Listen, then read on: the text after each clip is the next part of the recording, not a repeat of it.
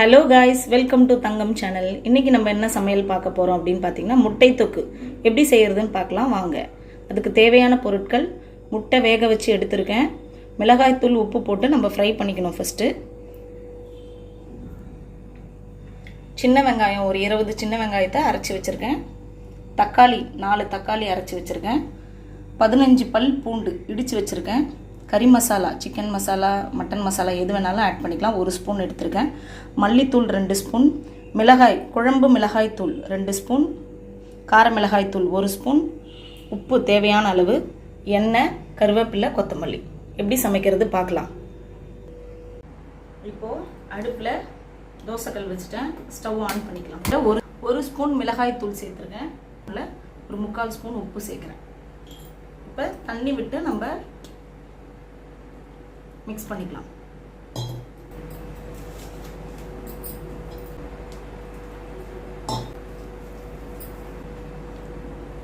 எல்லாத்தையும் மிக்ஸ் பண்ணிக்கலாம்.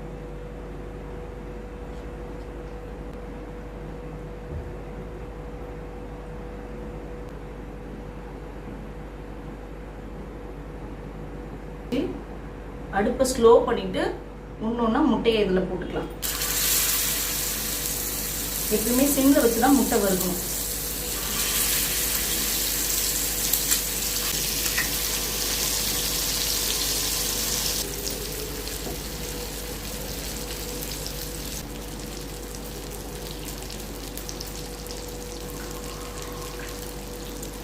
அப்புறம் திருப்பிடலாம்.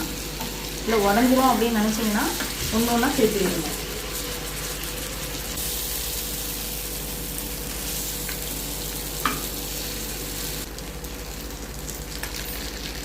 சட்டி வச்சுட்டேன், நல்லா காஞ்சிடுச்சு. இப்போ எண்ணெய் ஊற்றிக்கலாம். எப்படி இது இப்போ ஊற்றுற எண்ணெய் ஒரு 5 ஸ்பூன் இருக்கும். இருந்துச்சு. இப்போ நம்ம சின்ன வெங்காயத்தை ஆட் பண்ணிக்கலாம்.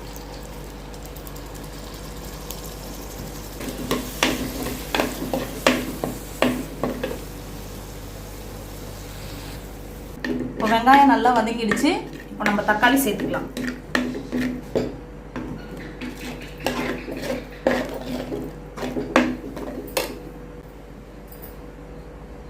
தக்காளி நல்லா வதங்கினதுக்கு அப்புறம் பூண்டை உள்ள சேர்த்துக்கலாம்.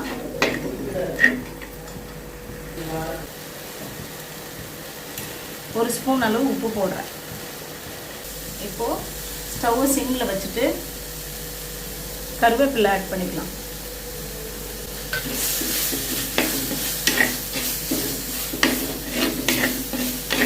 மல்லித்தூள் 2 ஸ்பூன் ஆட் பண்ணியிருக்கேன்.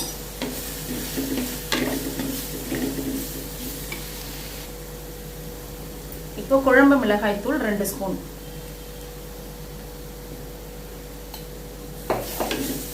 இது நல்லா கொஞ்சம் வதங்கட்டும்.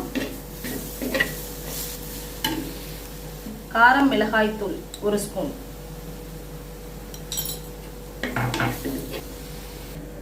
இப்போ நம்ம தண்ணி ஊத்திக்கலாம்.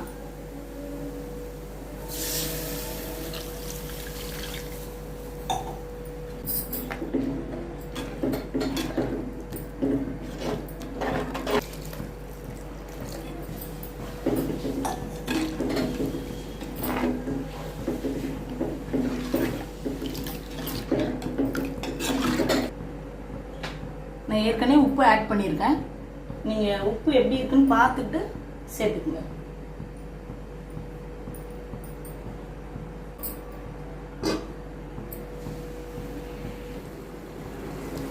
குழம்பு நல்லா கொதிச்சுட்டு இருக்கு.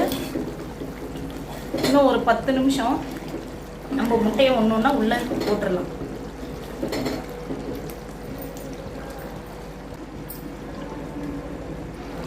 அடுப்பை நல்லா சிம்ல வச்சுட்டு ஒரு முட்டையை நம்ம உள்ள போட்டுக்கலாம். இந்த மாதிரி செய்து பாருங்க.